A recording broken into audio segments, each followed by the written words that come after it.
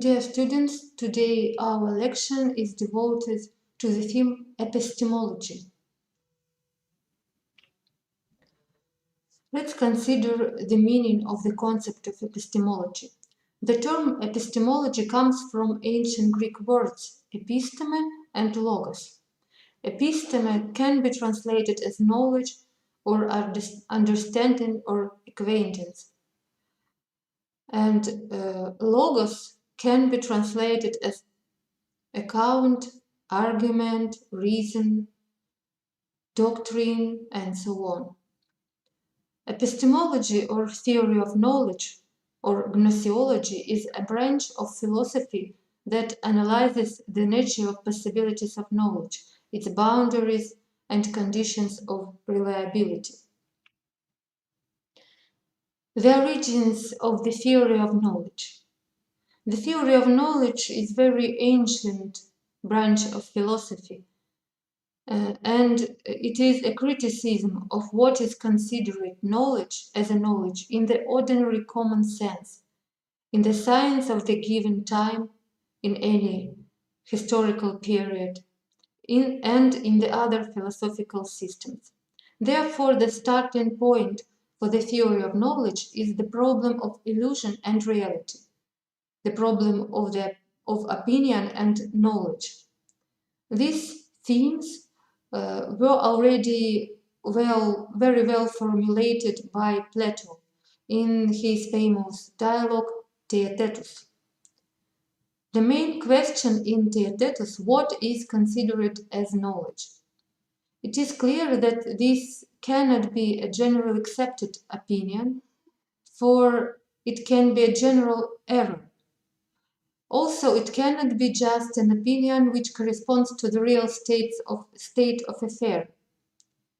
For example, a true statement, because the correspondence between the content of the statement and reality can be purely accidental.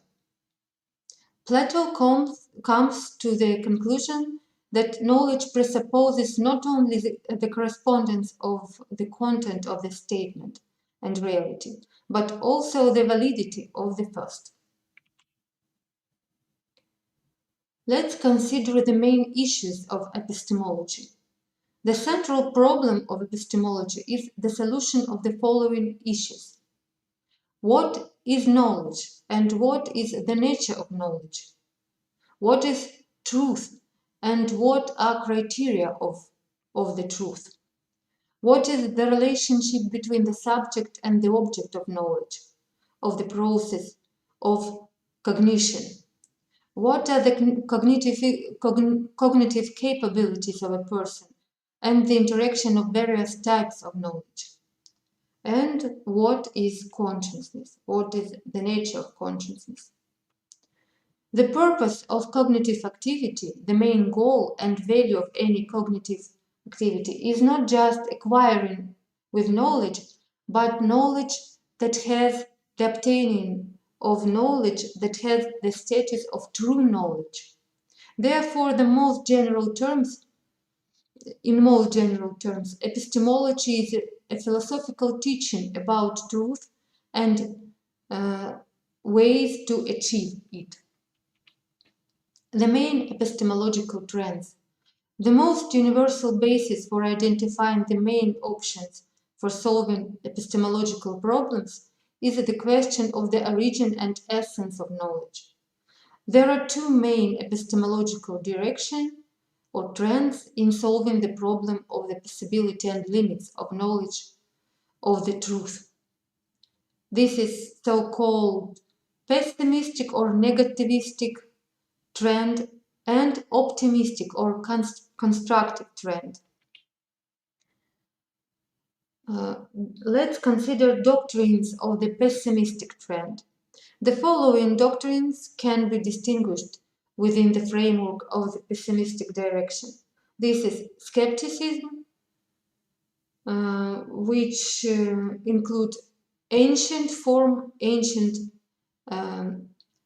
skepticism, antiquity, antique skepticism, skepticism of Pyrrho, of Elida, Sextus Empiricus, and other philosophers, and new European skepticism.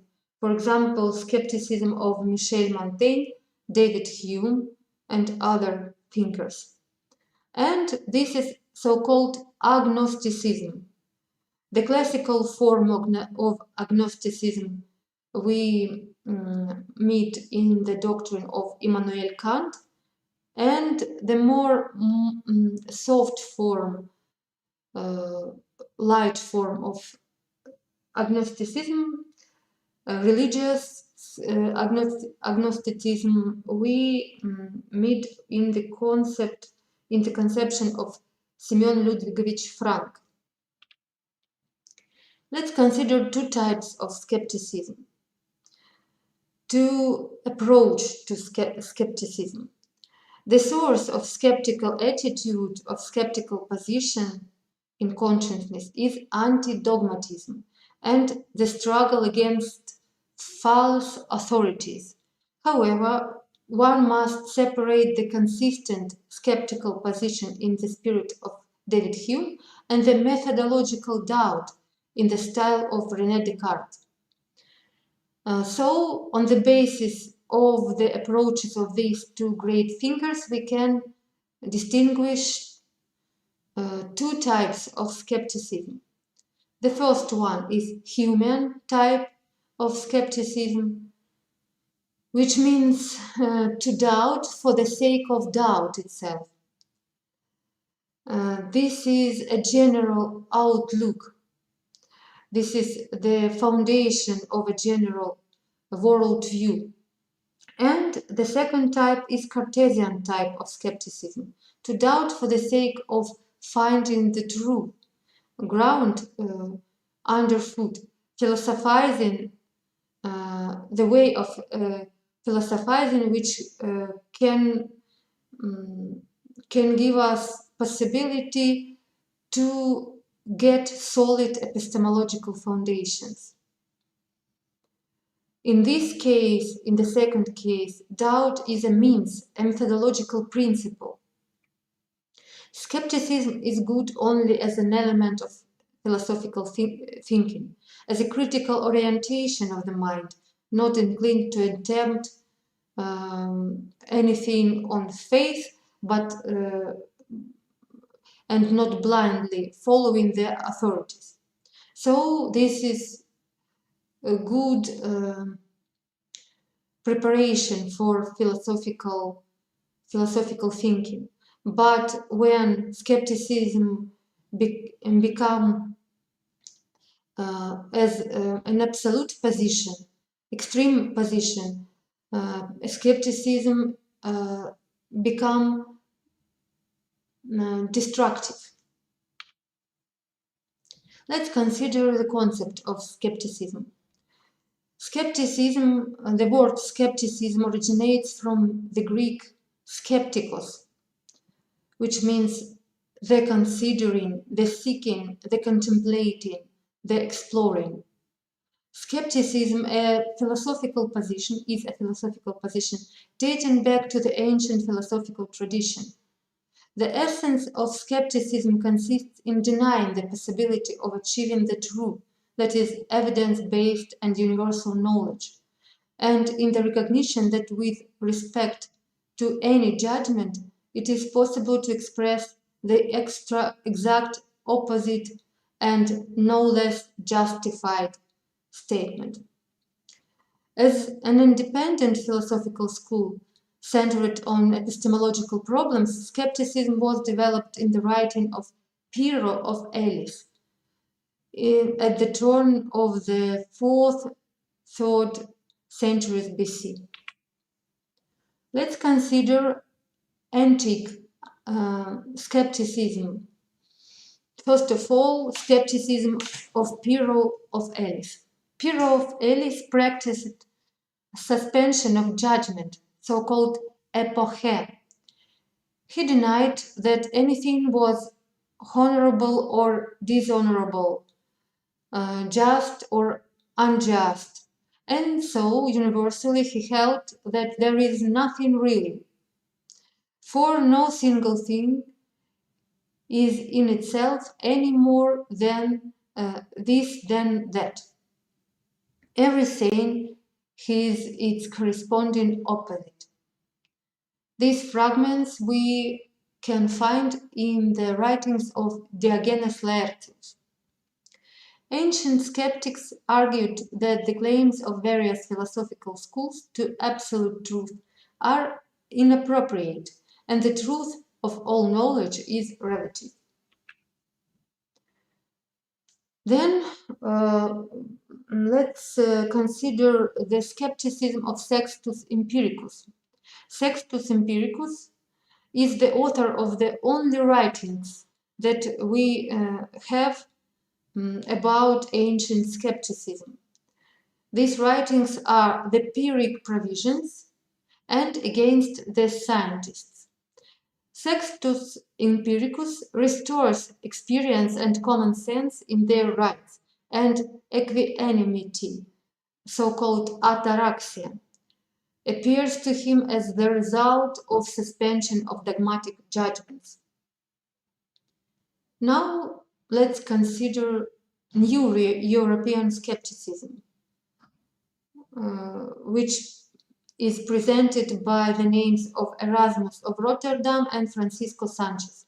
Skepticism revived in the 16th and 17th century as an appeal to the works of ancient philosophers, especially Sextus Empiricus, and as a further development of their ideas, so-called New Pyrrhonism. New European skepticism is associated primarily with criticism of scholastic methods, dogmatism, the so-called generally accepted opinions guided by authorities. Such position, such kind of skepticism we can see in the writings of Erasmus of Rotterdam. And we can see high assessment of the experience of ancient skepticism in the writings of the representatives of new European skepticism. In the treatise That Nothing is Known by the French philosopher and physician of Portuguese origin Francisco Sanchez, scholastic methods are criticized. Experiment and criticism are recognized as the only criteria of science. The main obstacles to comprehending the truth are indicated. This is imperfection of our senses and the boundaries of the human perception. A special role plays the doctrine of Michel de Montaigne, for whom to philosophize means to doubt. Montaigne's skeptical position was perceived by his friend Pierre Charon, who had a great influence on Pierre Gassendi. The ideas of Sextus Empiricus were highly appreciated by Pierre Bayle, who combined the skeptical principle of suspension of judgments and the thesis of equivalent arguments for and against with the recognition of the natural, so-called natural light of universal reason and the absolute truth of the self-evident axioms of mathematics and logic. Bayle was critical of the system concerning the systems of Descartes, Spinoza, and Leibniz. Doubts about the reality of human knowledge determined the epistemological concept of David Hume, which became the starting point, whose conception became the starting point of modern European agnosticism, for example, for Kant and positivists. The concept of agnosticism. Agnosticism origins from the Greek agnostos, means unknowable. Agnosticism is a philosophical position that denies the possibility of knowing the essence of things and puts boundaries to human knowledge. For example, according to Immanuel Kant, we cannot know anything about God and, in general, about any ultimate and absolute foundations of reality, since that is unknowable, knowledge of which in principle cannot be convincingly confirmed by the evidence of experimental science. Agnostic ideas became widespread in the 19th century among English naturalists. Sometimes we can see misunderstanding of agnosticism. Because sometimes it is understood as a position that denies the possibility of cognitive activity in general. Of course, any philosopher thinks so. There are no any doctrines in the history of philosophy for such an attitude in cognition is even more, because this attitude for cognition is even more ambiguous than the skeptical. The very judgment cognition is impossible refutes this judgment. Agnosticism in the doctrine of Immanuel Kant. In the classical form, the agnostic attitude was expressed by Immanuel Kant, who argued that we can only cognize the phenomenal world of things, since things are always given to us in the forms of our human experience. What are things in themselves, so-called noumena? Outside the subjective given experience, only the God can know about that. For the God, the processes and things of the world are given absolutely directly, immediately, in their true essence. For us, however, they are destined to forever remain unknowable things in themselves, so-called noumena, because they are given to us in the form of phenomena is always mediated by a priori forms of sensory perception, space and time, and a priori categories of reason, ideas about causal relationship, necessity, contingency, etc. In other words, in the knowledge of the world, we will never be able to jump beyond the boundaries of our human subjectivity. We can see in the history of philosophy also some critical views about Kant's agnosticism. The rigid separation of things in themselves and phenomena, as well as the rigid setting of boundaries for human cognition, is hardly justified. Hegel, criticizing the position of Kant, subtly noted that the setting of a border implies some knowledge of that is beyond this border. Otherwise, we simply would not know about this border and accordingly would not be able to express judgments about its existence. But, therefore, in the very assertion of the border of the human knowledge lies its decisive denial, for knowledge of one's own ignorance is the most important stimulus for the development of human cognitive activity and overstepping the boundaries of existing knowledge. Consequently, the question of the boundaries of knowledge is reasonable to pose only in relation to some specific types of knowledge, scientific methods, or human abilities. Sometimes we can meet more subtle, more gentle forms of agnosticism. For example, religious and philosophical agnosticism of Simeon Ludwigovich Frank. The religious position of Simeon Ludwigovich Frank led him to the criticizing the position of Immanuel Kant, on the rigid separation of phenomena and essence in things, but he himself reveals and deeply substantiates moments of fundamental incomprehensibility in the existence of the world and in the existence of man himself, as well as in the cognitive process.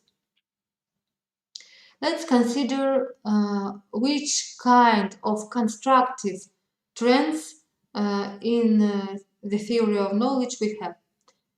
This is realistic theories of knowledge, including so-called naive realism. This is naturalistic theories of knowledge, praxeological theories of knowledge, Platonic theories of knowledge, immanentist theories of knowledge, and finally, transcendental theories of knowledge. Let's consider basic characteristics of naive realism. The characteristic features of this position are as follows. Firstly, knowledge is a product of the reflection of the external world, similar to how objects are reflected in a mirror. Secondly, the cognitive image in a person's head, in a person's consciousness, is a more or less exact copy of the original, and in everyday consciousness, such a dilution of the original and the copy is often not carried out at all. Thirdly, the source of knowledge is sensory data, which are then generalized and systematized by the intellect. Fourthly, a person learns the world as if one-on-one, face-to-face, without the immediate influence of society, its culture, practice, and language. This is the position of so-called epistemological Robinsonade. And fifthly, a person's consciousness is directly connected with the functioning of the brain substrate, and sometimes, like among vulgar materialists, thought is viewed as a secretion of the brain, similar to how the liver secretes bile. Naturalistic theories of knowledge. Among these naturalistic trends, we have physicalism, physiological reductionism, nativism, and evolutionary theory of knowledge by Gerhard Vollmer. Among praxeological theories of knowledge, we have genetic epistemology and pragmatism, which was proposed by Charles Sanders Peirce. Let's consider so-called genetic epistemology. Genetic epistemology is now a very influential theoretical and cognitive trend, formed at the junction of logically philosophical, physiological, and theoretically cognitive research, founded by the largest eminent Swiss psychologist and historian of science, Jean Piaget. He managed to discover the invariant stages of the child's intellectual development, which rise sequentially one after another, obeying the general law of the structural and functional complication of living systems. The weaknesses of Piaget's own concept include a hypertrophied individual psychological approach to considering the onto and phylogenetic development of knowledge, and accordingly, an underestimation of the role of culture in the development of consciousness and logical thinking of an individual. Pragmatism originates from the Greek pragma, deed, action, and is epistemological program dating back to the American School of Pragmatism founded by Charles Sanders Peirce. Classical pragmatism interprets knowledge from the point of view of its practical usefulness and effective assistance in the implementation of certain human actions, subject, political, scientific. The purpose of cognitive activity here is declared to be overcoming destructive doubts and the achievement of so-called stable belief by the individual. The criterion of the truth of knowledge is proclaimed their instrumental usefulness in solving problem situations. Platonic theories of knowledge. We can distinguish the following theories. This is following trends inside this trend, inside this direction, position. This is classical Platonism and so-called pantheism. For example, Schelling's philosophy of identity or Hegel's panlogism.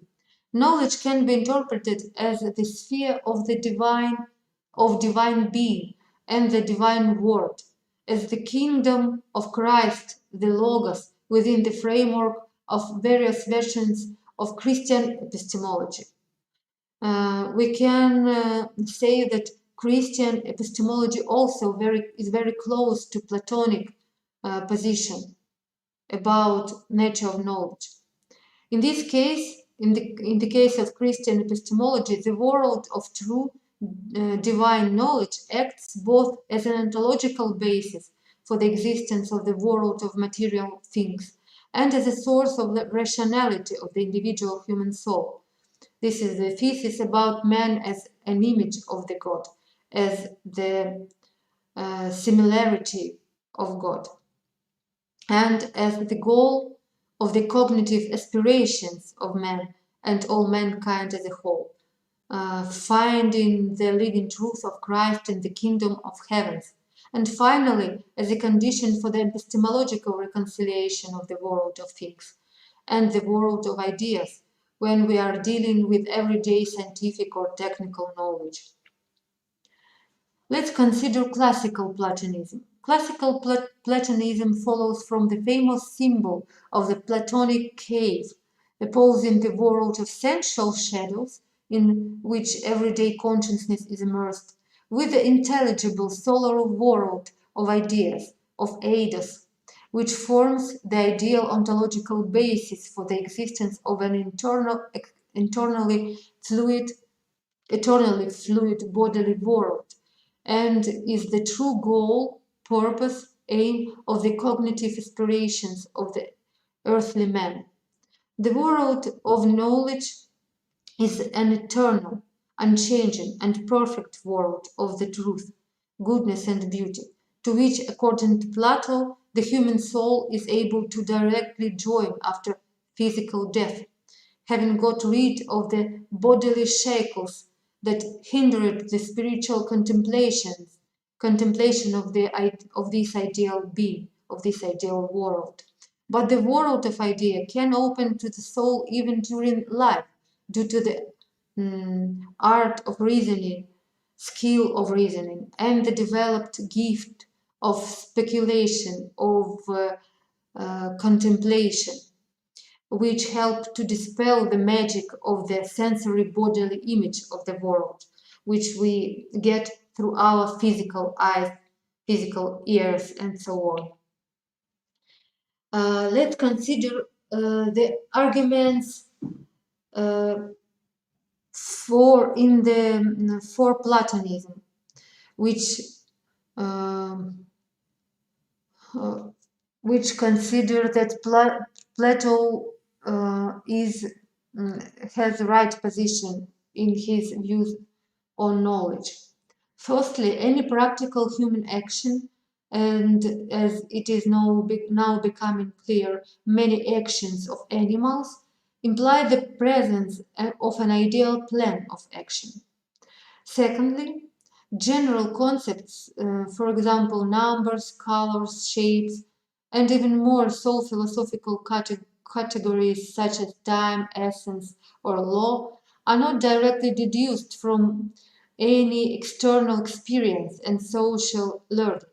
On the contrary, they themselves only make possible our sensory experience and the process of socialization. So they should precede our external experience. Thirdly, knowledge has an amazing property once it has arisen, to acquire, as it were, its own life and the logic of development. independent of the will and desire of people. For example, the natural series of numbers was known in antiquity, and mathematics continued to discover its various regularities after centuries and even millennia. It means that these numbers and these general conceptions have objective status.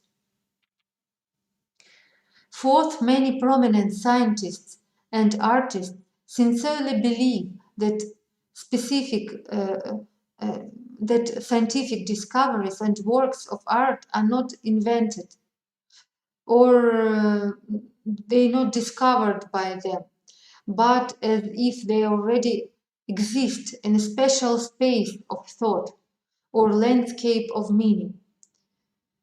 Through their creative efforts, these creators are only revealed. These pieces of art only revealed to the sublunary world. According to his own testimony, which we have no reason not to trust, Mozart could hear at once and in its entirety the entire whole piece of music at once, momentarily, as if supertemporally and superphysically experience its idea or aids. Pavel Florensky was able to see the entire mathematical Fourier series at once. And all of the above facts explain the amazing vitality of the Platonic approach to the essence of knowledge in science and philosophy. Among immanentist theories of knowledge we can distinguish immanent subjectivism, immanent objectivism, and Platonic immanentism. Immanentist theories of knowledge we can consider after we will understand what is immanentist. The word immanentist originates from Latin immanens, which means inherent, intrinsical.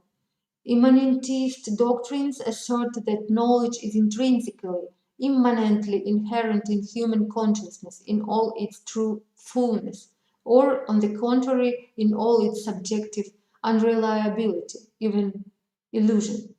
The real epistemological basis of the immanentist paradigm is the fact that things, and any types of experience are always given to us through the prism of our consciousness.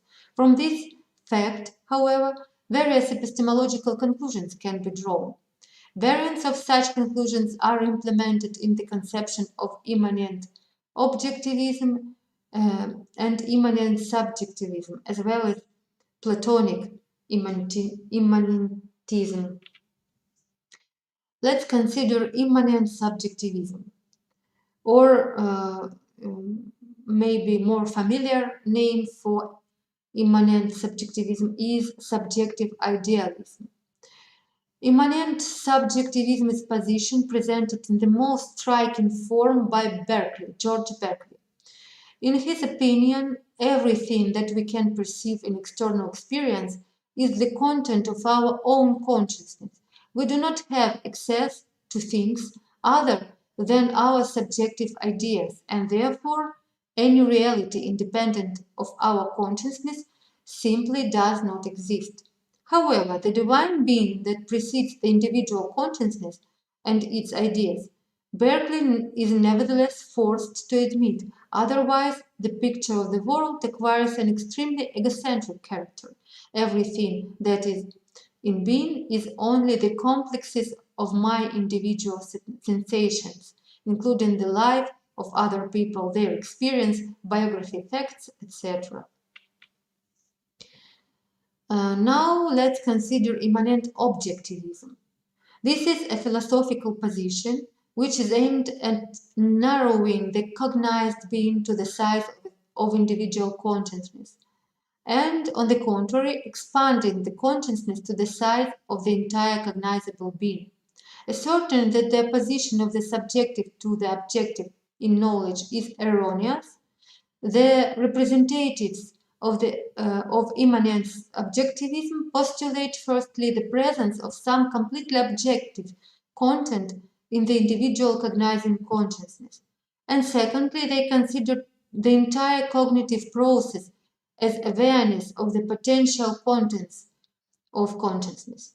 Hence, the famous thesis of the immanentists, which goes back to the John Stuart Mill, that to exist objectively and accordingly to act as a possible object of a cognitive act means to be potentially perceived.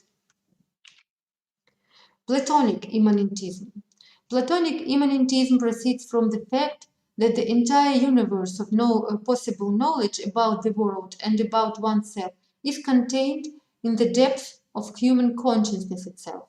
Only by turning a cognizing gaze on the secret places on his own spirit, a person can discover the most important truth of being.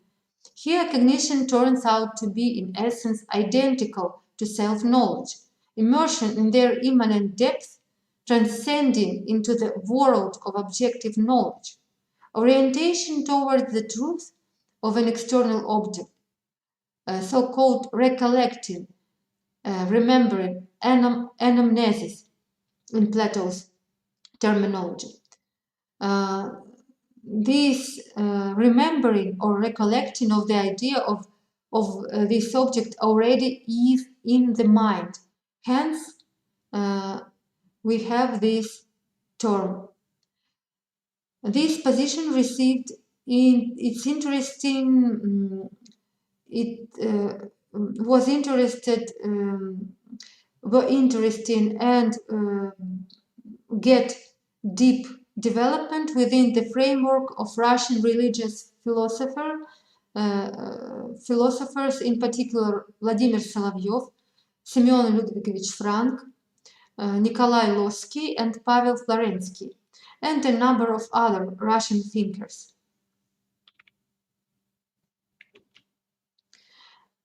And now we consider transcendentalist theories of knowledge.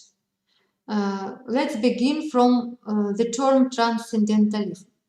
Transcendentalism is an epistemological position that considers knowledge as a product of active constructive activity of human consciousness and is aimed at identifying the universal and constitutive, transcendental conditions of any possible experience.